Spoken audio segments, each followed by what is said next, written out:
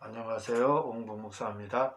오늘은 어제에 이어서 하루 동안 꿰뚫어보는 교회사, 기독교회사에 대해서 이렇게 나가도록 하겠습니다.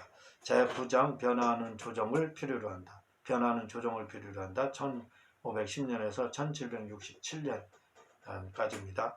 첫 번째, 청교도와 신대륙 발견의 시대, 이때가 이제 그런 청교도 시대, 신대륙 발견 시대, 그렇다 이거죠. 종교개혁 이후 유럽은 루터파, 칼빈파, 영국 국교파, 성공회파를 말하죠. 카톨릭, 재침례파가 혼재하고 어수선하게 되었고, 성도들은 이렇게 여러 파가 있으니까 교회의 선택의 파가 넓어졌다는 겁니다. 두 번째, 파리는 우리 것이다. 프랑스에서는 프랑스 왕비에 의해 1572년부터 1598년까지 개신교도들을 죽였는데 한 20년 죽였네요. 그런데 어떤 때는 하루 동안에 개신교 성도 1만 명을 살해했대요. 거의 천주교에서 이게 엄청난 겁니다. 루터파는 인간이 전적으로 부패했는지 아니면 부분적으로 부패했는지 20년 동안 논쟁했다는. 왜? 전적 부패, 칼빈주의의 일대 교류거든요. 이거에 대해서 루터파는 많은 논쟁을 했다는 겁니다. 세 번째, 예정. 우리의 구원이 어디에 달려있는가.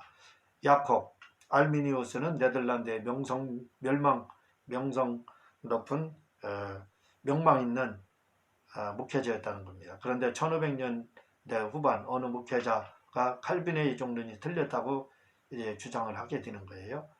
이에 알미니우스는 그 목회자에 대하여 칼빈의 교리를 옹이하기로 결심을 하게 됩니다.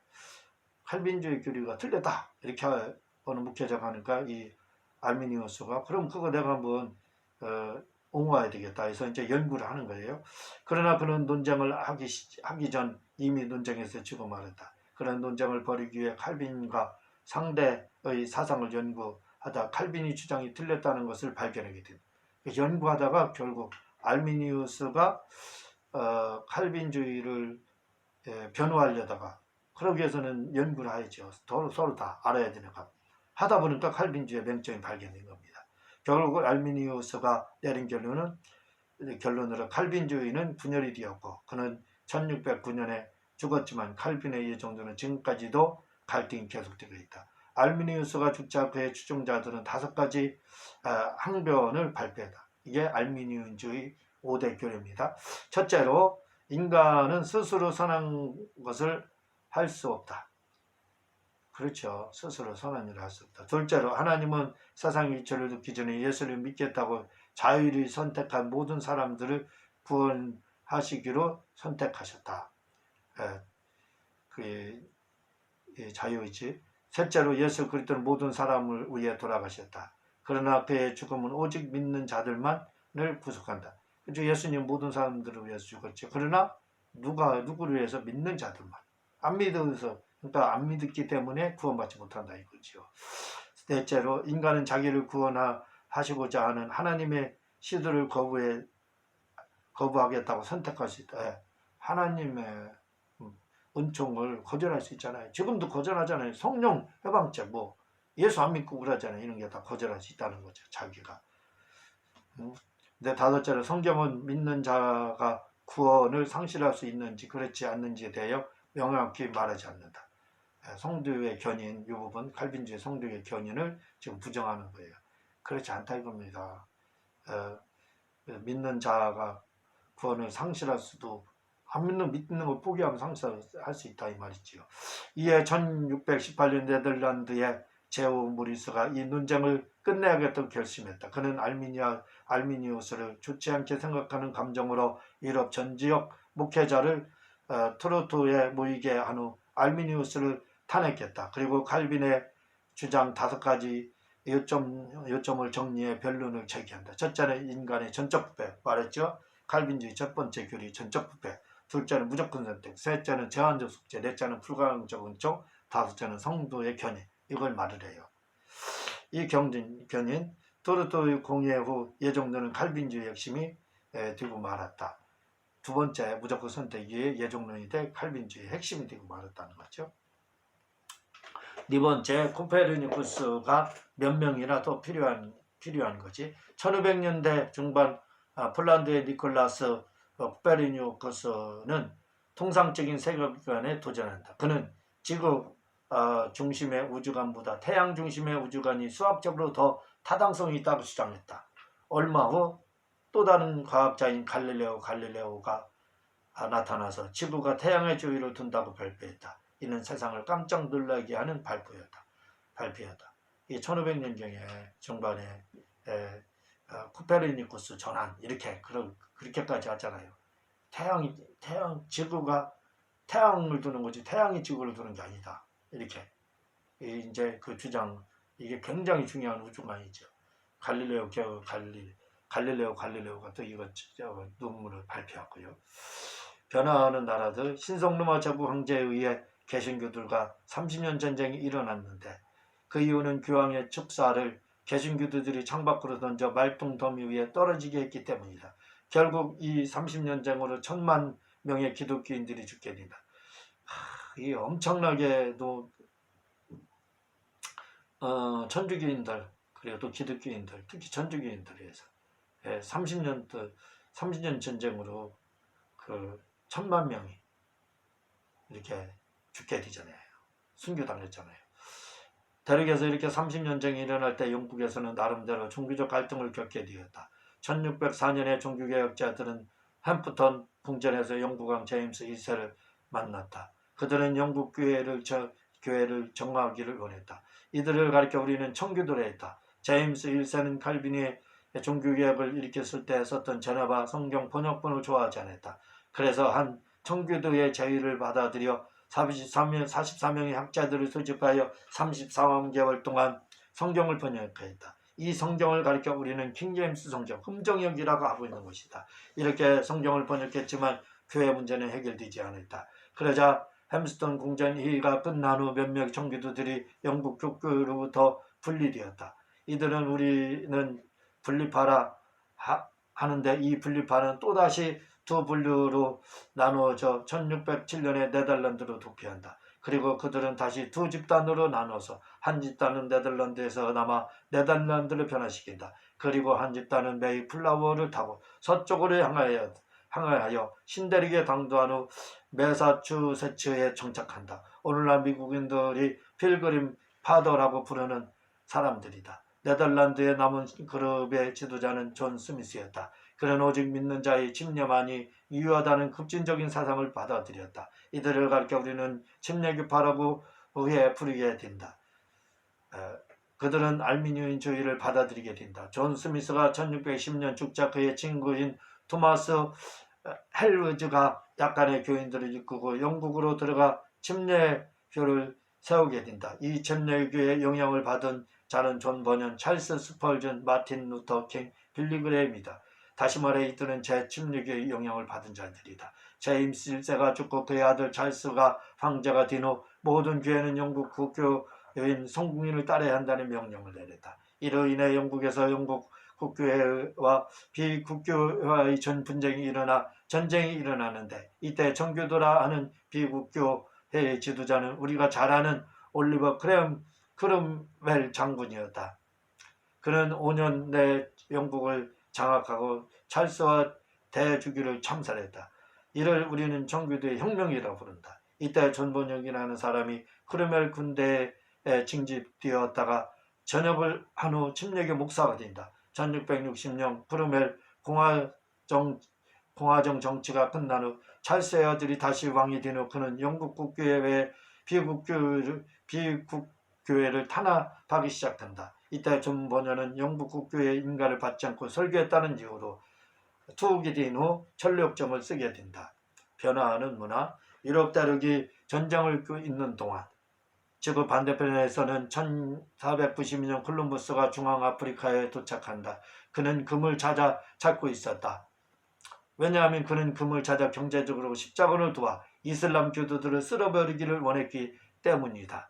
그래서 금을 찾아 인도로 가려 했다. 1492년 콜럼버스의 pom선이 바하마에 도착한다. 그리고 마침내 온두라스 해변에 상륙한다. 그는 죽는 순간까지도 자신이 인도로 향하는 동방의 항로를 발견했다고 믿어 의심치 않았다.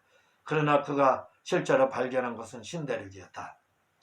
제10장 이성이 신으로 등장하는 시대 1620년에서 1814년 자녀들을 교화하라.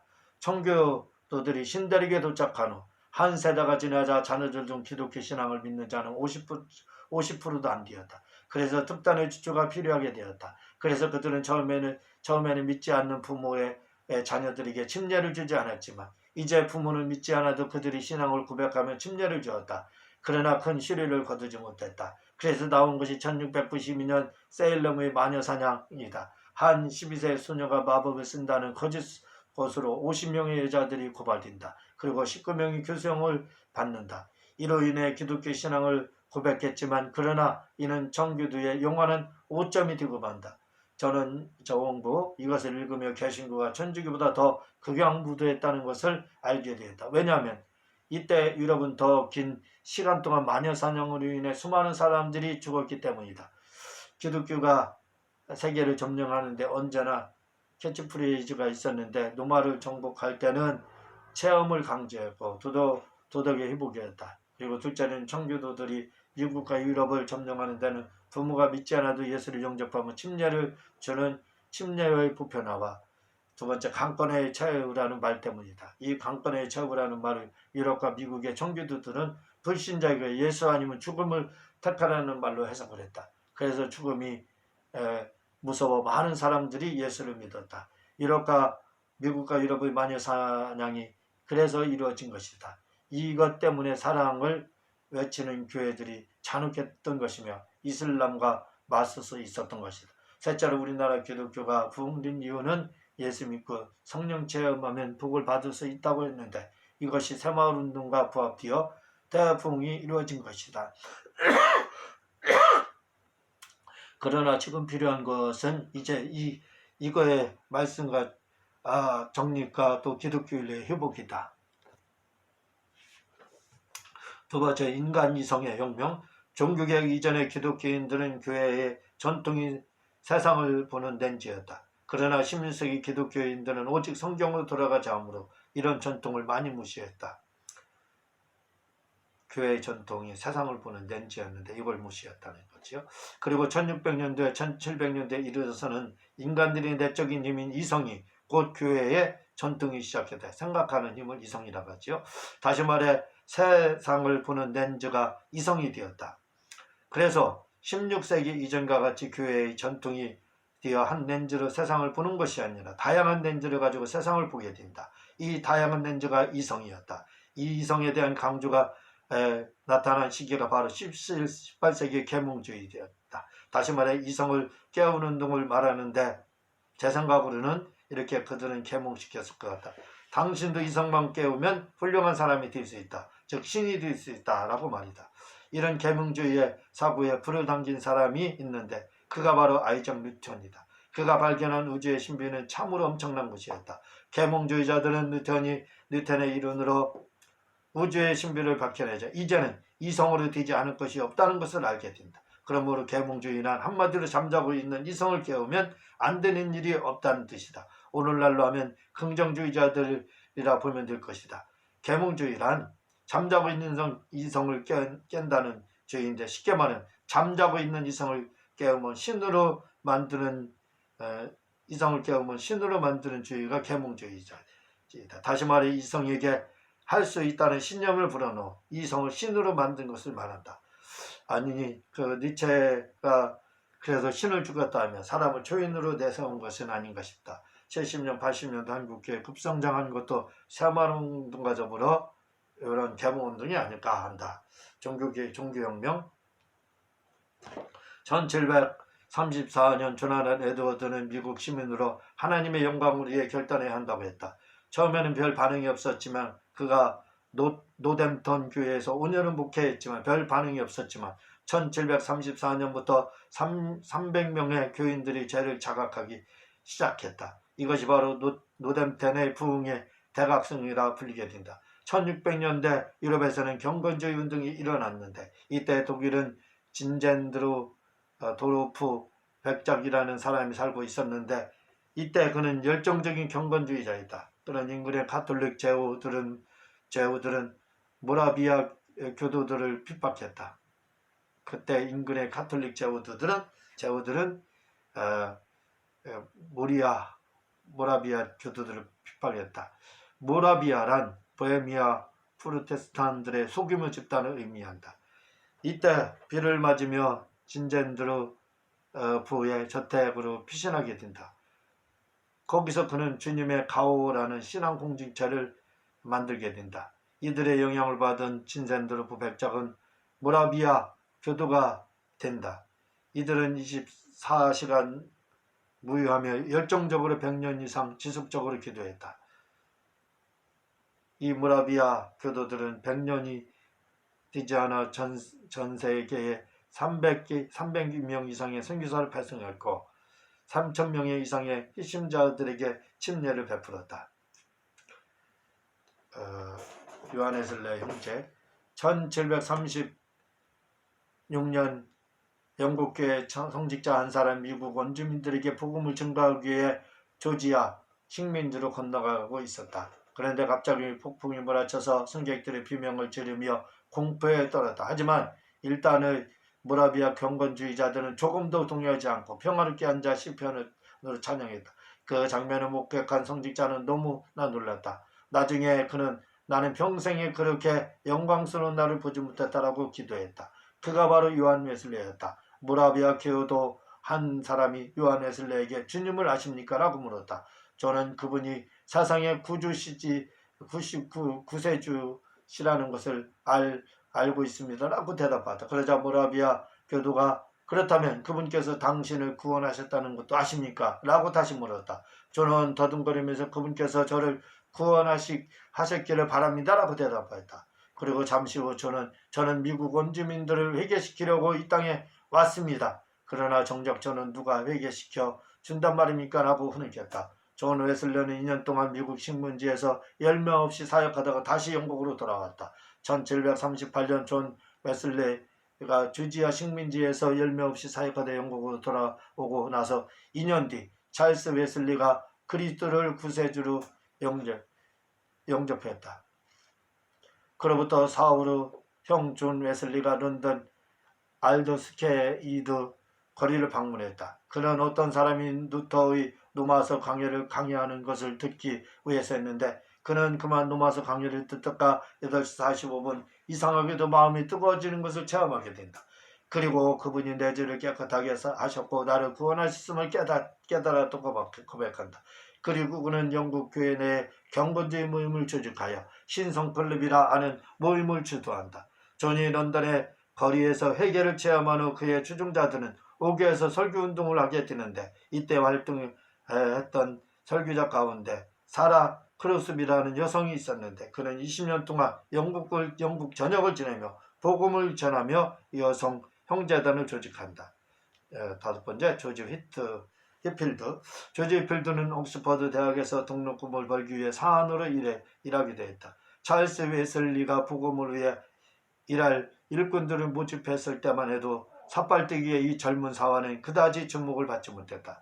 그런데 그가 미국에 가서 설교를 하자 미국 식민지 전체의 80%가 그의 설교를 듣고 회개하고 주님을 영접했다. 노담턴의 조나단 에드워드 역시 환의 눈물을 흘릴 정도였다. 그는 요한 웨슬레와 신학적으로 달리 약간의 논쟁이 있었다. 정치혁명. 6번째, 영국의 식민지 미국이 독립전쟁을 치렀는데 이때 존 웨슬레와 영국 기독교 단체는 거세게 반대했다. 왜냐하면 미국이 독립하는 것보다 노예를 해방시키는 것이 더 중요하다고 생각했기 때문이다.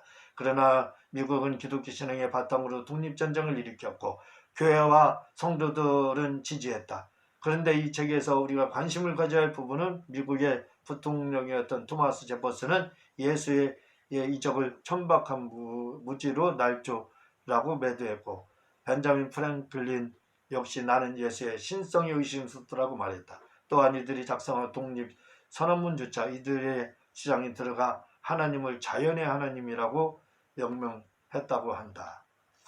제11장 인간이 만든 희망이 추락하다. 선교와 근본주의 시대 1780년에서 1914년 낙관주의 1815년 19세기부터 20세기 초까지 유럽 사이에는 별다른 전쟁이 일어나지 않았다. 또한 산업혁명으로 대량 생산이 일어났다. 사람들은 열심히 노력하고 했으면 언젠가는 갈망을 충족시킬 수 있으려는 낙관론적인 믿음을 갖게 되었다. 이것이 낙관주의자이다. 다시 말해 노력하면 언젠가는 잘 살게 된다는 주의가 낙관주의였다. 몇몇 크리스천들은 이런 낙관주의를 선교의 열정으로 승화시켰다. 그 중에서 윌리엄 캐리라는 영국인이 있었다. 그는 7살 피부병을 앓고 난 후 실내에서 할 수 있는 일을 찾다가 부두수선공이 되었다. 그러나 그의 실력은 신통치 않았다. 그러자 그는 5개 언어를 배워서 학교를 열고 학생들을 가르쳤다. 그러나 역시 신통하지 않았다.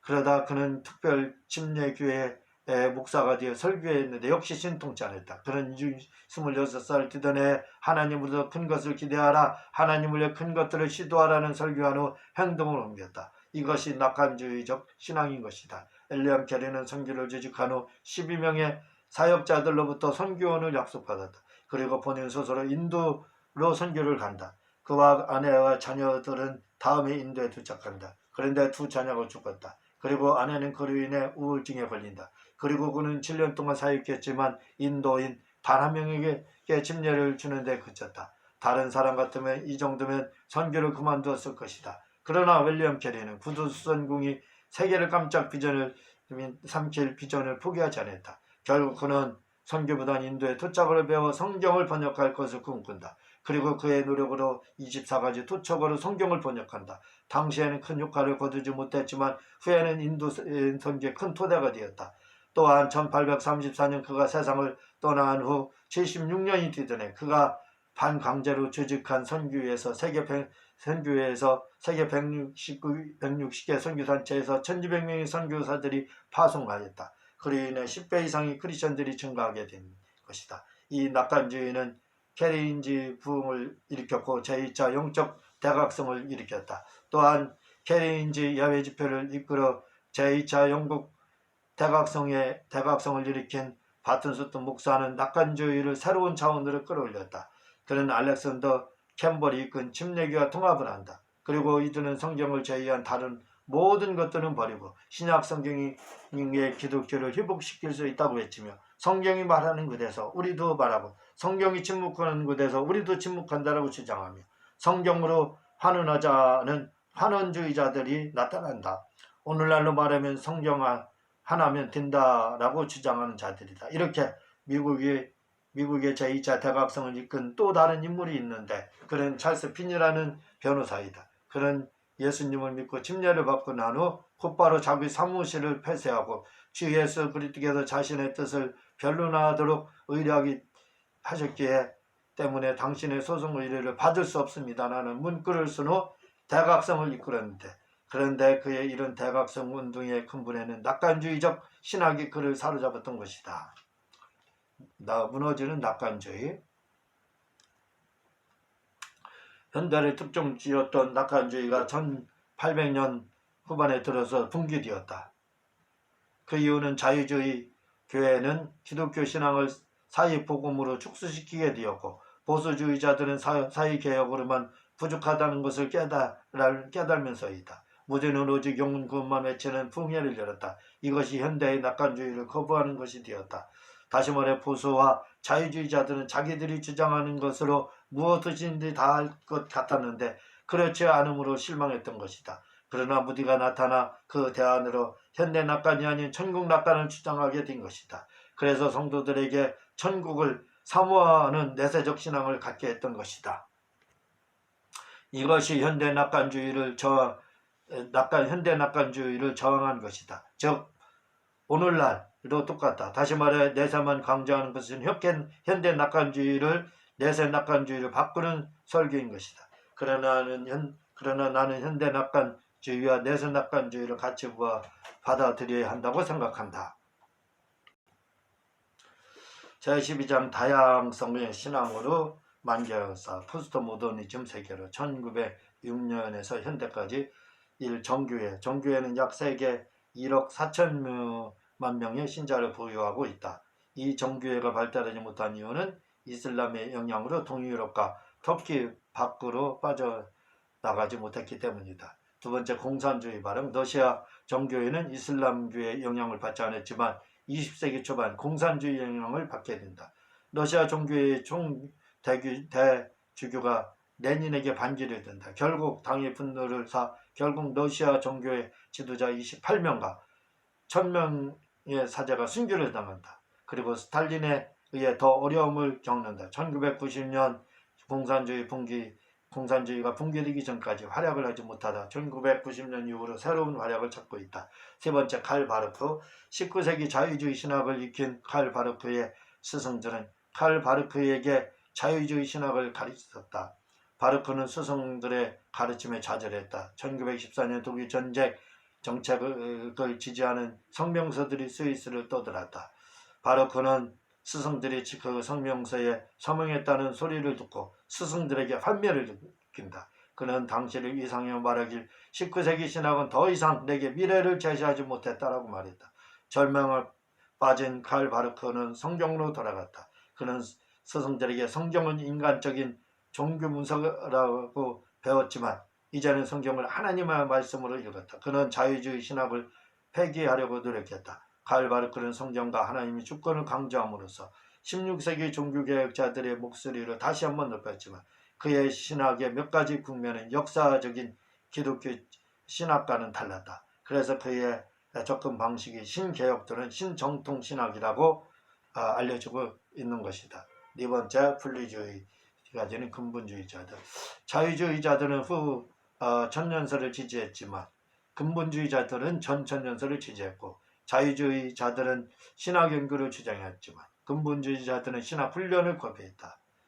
자유주의자들은 진화론을 받아들였지만 근본주의자들은 진화론이라면 어떤 모양도 다 거부했다. 1940년대에 와서는 이 근본주의자들은 신복음주의자들이라고 불리다가 그냥 복음주의자로 불리게 되게 된다. 1949년 어느 날 로스앤젤레스에서 복음주의 집회가 열렸다. 강사는 31세의 대학 학장 윌리엄 그레함이었다. 처음에는 불신자 몇 사람만이 이 집회에 참석했는데 인기는 나도 프로그램 진행자와 그가 인터뷰를 하면서 마지막 날 무려 1만 1천 명이 모이게 된다. 이로써 빌리 그레함은 일약 유명인사가 된다. 빌리 그레함 목사님에 대해서. 오순절 교단의 출발. 다섯 번째, 현대 오순절 운동의 시작은 미국 감리교회의 지류인 성결운동에서 시작된다. 성결운동에 가담한 기독교인들은 영적인 체험을 강조하게 된다. 1900년도에 기적적인 치유를 체험한 적이 있었던 성결교 복음주의자 찰스 폭스 피암이 캔자스의 토베카에서 성경학교를 설립한다. 그는 성령 침례에 대하여 조사하던 중 성령 침례가 사도행전 2장 1절에서 4절에 근거해서 방언이라는 사실을 확인하고 그는 학생들에게 방언이 두 번째 축복을 수반한다고 가르쳤다. 첫 번째는 영혼군, 두 번째는 성령세, 두 번째는 성령세 받는 것. 이게 두 번째 축복이라는 거죠. 그리고 40명의 학생들을 이끌고 3일 밤낮을 기도하기 시작했다. 이때 오즈마라는 여학생이 파암의 안수를 받고 방언을 말하게 되었는데 그때가 1900년 1월 1일이었다. 그날 거의 모든 학생들이 다 방언을 말하게 된다. 그로부터 5년 후 파암은 캔자스 밖으로 시야를 돌렸다. 그의 제자였던 성결교 흑인 설교자 윌리엄 시무어가 로스앤젤레스 아주사 거리에 위치한 사도적 신앙의 복음 선교회에서 오순절 메시지를 전했다. 시무어의 설교를 들은 많은 사람들이 방언으로 말하기 시작했다. 그러자 수백 명의 성결교 신자들이 성령 침례를 체험하기 위해 아주사 거리에 많은 사람들이 모여들었고 그들 중 많은 사람들이 방언이 두 번째 축복을 수반한다는 메시지를 가지고 본교회로 돌아간다. 그리고 1914년 최초의 오순절 교파인 하나님의 성회가 결성되어 몇 명의 오순절 그룹들을 흡수했다. 오순절 운동은 날로 성장했다. 그러나 오순절 발생지인 미국에서는 주목할 만큼 성장을 하지 못했지만 아프리카와 아시아와 라틴 아메리카에서 급속히 확장되기 시작한다. 자, 여섯 번째, 에큐메니컬 운동. 에큐메니컬 운동은 1910년 영국의 에든버러에서 개최된 선교대회에서 시작됐는데 에큐메니컬이는 전 세계 모든 교회의 일치를 추구하는 운동을 말하는데 이는 요한복음 17장 21절인 저희가 다 하나가 되어 우리 안에 있게 하자라는 예수님의 관계에 근거했다. 1925년 이 운동은 쑥뚝 홀림에서 열려 91개 자유주의 그룹들의 교리를 채택해 에큐메니컬 운동의 중심에 사회계획에 초점을 맞추게 됩니다. 그러다가 1938년에 세계교회협의회인 WCC가 구성된다. 제7번째 디터리 보니퍼에 대해서 보니퍼 1930년에 히틀러는 유럽을 신체적으로 흠이 없는 게르만족이 지배하는 거대한 제국을 만들기를 원해 제2차 세계대전을 일으켰다. 모든 목회자들이 다양하지 않았지만 루터퍼와 보니퍼만 달랐다. 그는 베를린에서 신학 공부를 하며 칼 바르크에게 깊은 감명을 받았다. 또한 그는 에큐메니컬 운동에 참여하게 됐다. 그는 1928년에 미국에 건너가 이은희운 신학교에서 공부를 하며 미국의 설교에 실망을 하고 할렘가의 흑인 교회에 가서 목회를 한다.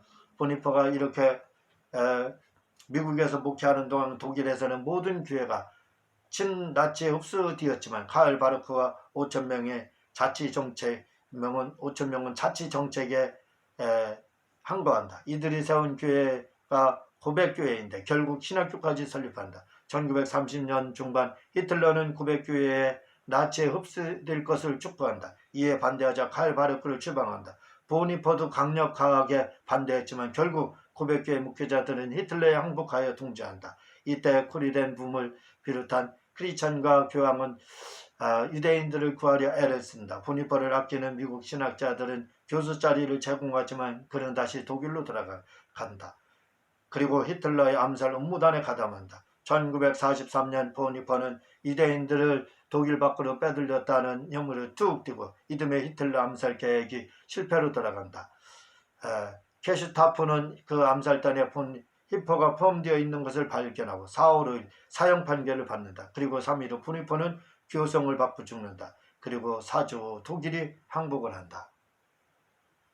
포스터 모더니즘 1909년 이후 등장한 것은 X세대와 포스터 모던이라는 말이다. 포스터 모던이란 탈현대주의라는 를 말하는 것으로 현대사회를 벗어나 다양한 것을 받아들인다 해서 다원주의라고 한다. 즉 현대사회의 모든 것을 부정하고 새로운 사회를 만들겠다는 것이다. 즉 정통을 부인하고 새로운 전통을 만들겠다는 반대 운동을 말한다. 물론 포스트 모더니즘이 정통도 받아들이고 반대도 받아들이겠다고 말해주면 실제로 정통을 부인하고 새로운 정통인 반대 문화를 받아들이겠다는 뜻이다. 동성애도 현대사회에서는 제약이지만 탈현대 사이에서는 동성애는 다양 성생활 중 하나로 받아들여 제약이 아닌 성다원주의고 구원도 예수만이 있는 것이 아니라 각 종교에도 있다고 해요. 종교다원주의를 주장하고 이 종교다원주의를 법으로 만들려는 것이 차별금지법이다. 이상입니다.